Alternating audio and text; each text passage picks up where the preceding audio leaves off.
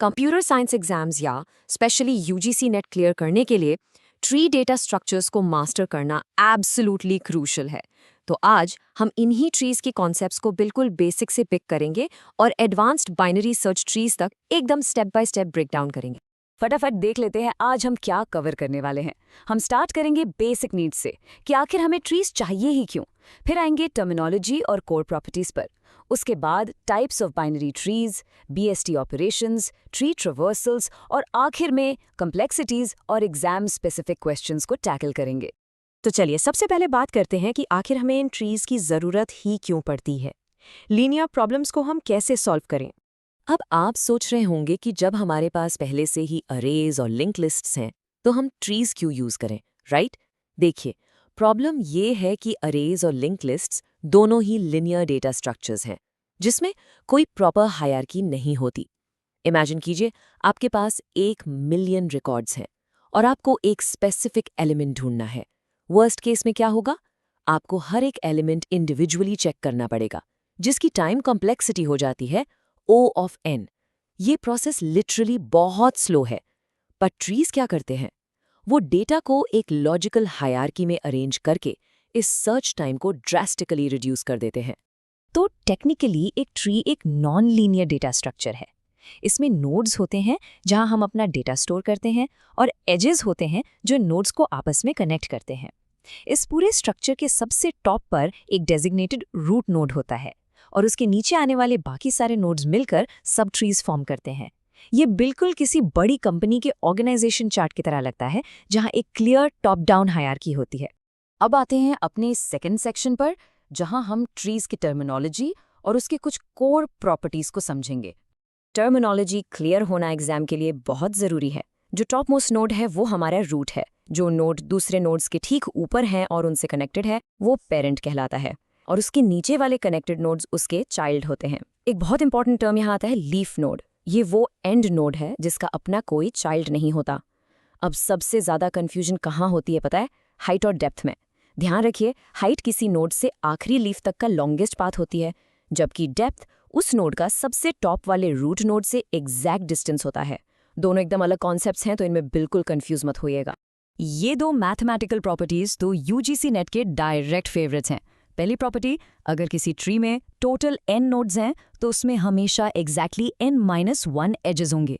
दूसरी, किसी भी स्पेसिफिक लेवल k पर मैक्सिमम नोड्स हमेशा 2 to the power k होते हैं। इन फॉर्मूलाज को तो आप अपने एग्जाम के लिए एब्सोल्युटली मेमोराइज ही कर लीजिए। Moving on to our third section. यहाँ हम स्ट्रिक्टली बाइनरी ट्रीज के टाइप्स को देखेंगे, जहाँ हम लिमिट लगा देते हैं कि हर नोड के पास मैक्सिमम सिर्फ 2 ही चिल्ड्रन हो सकते हैं। बाइनरी ट्रीज मेनली 4 तरीके के होते हैं। पहला है फुल बाइनरी ट्री, जहां हर नोड के पास या तो एग्जैक्टली 0 चिल्ड्रन होंगे या फिर एग्जैक्टली 2। दूसरा होता है कंप्लीट बाइनरी ट्री, जो स्ट्रिक्टली लेवल वाइज फिल होता है और वो भी हमेशा लेफ्ट से राइट की तरफ। तीसरा है परफेक्ट बाइनरी ट्री, जिसमें हर एक लेवल पूरी तरह से भरा हुआ होता है। और चौथा स्क्यूड ट्री, ये बस एक ही डायरेक्शन में ग्रो करता चला जाता है, बिल्कुल किसी लिंक्ड लिस्ट की तरह। और सच बताऊं तो टाइम कम्प्लेक्सिटी के पॉइंट ऑफ व्यू से ये हमारा वर्स्ट केस सिनेरियो बन जाता है। नेक्स्ट अप है हमारा सबसे important section, binary search tree operations. चलिए देखते हैं कि सर्च, इंसर्ट और डिलीट इसमें कैसे काम करते हैं। बाइनरी सर्च ट्री, जिसे हम बीएसटी भी कहते हैं, एक बहुत ही सिंपल लेकिन उतना ही पावरफुल रूल फॉलो करता है। रूल ये है कि किसी भी नोड का लेफ्ट चाइल्ड हमेशा उस पेरेंट नोड से छोटा होगा और राइट चाइल्ड हमेशा बड़ा होगा। इससे होता क्या है, जब भी हम कुछ सर्च करते हैं तो हर एक स्टेप पर हम लिटरली आधे ट्री को डिस्कार्ड कर देते हैं।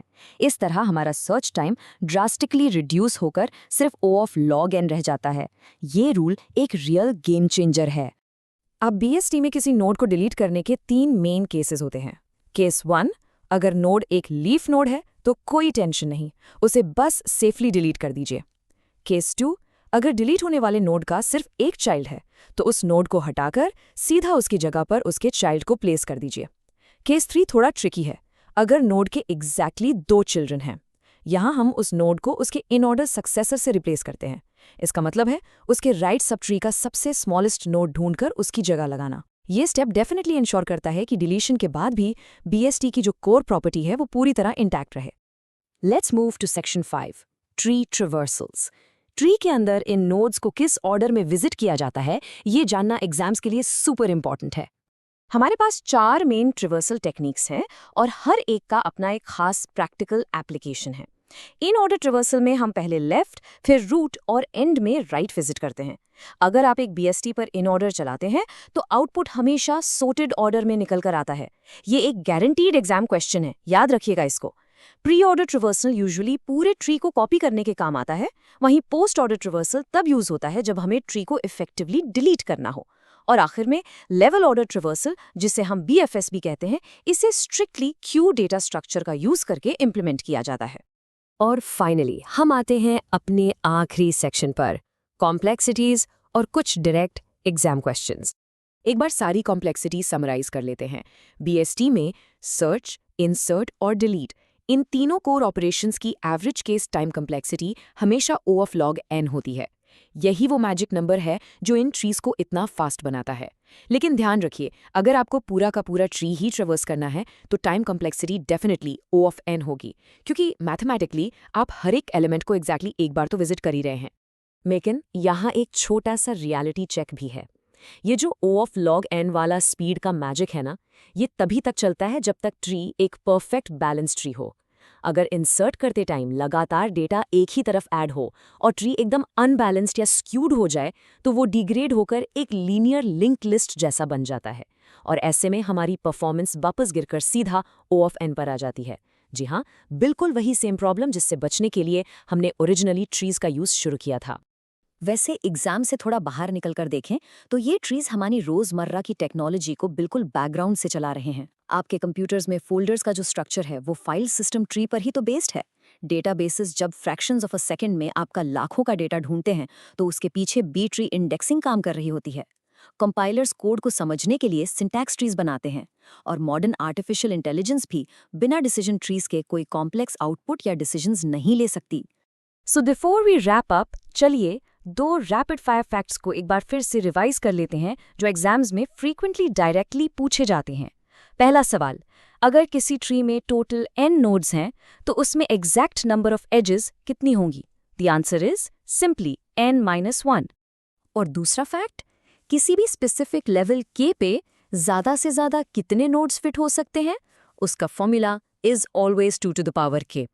ये दोनों बेसिक फैक्ट्स आपके एग्जाम में क्विकली फ्री के मार्क्स स्कोर करने का सबसे सॉलिड तरीका है।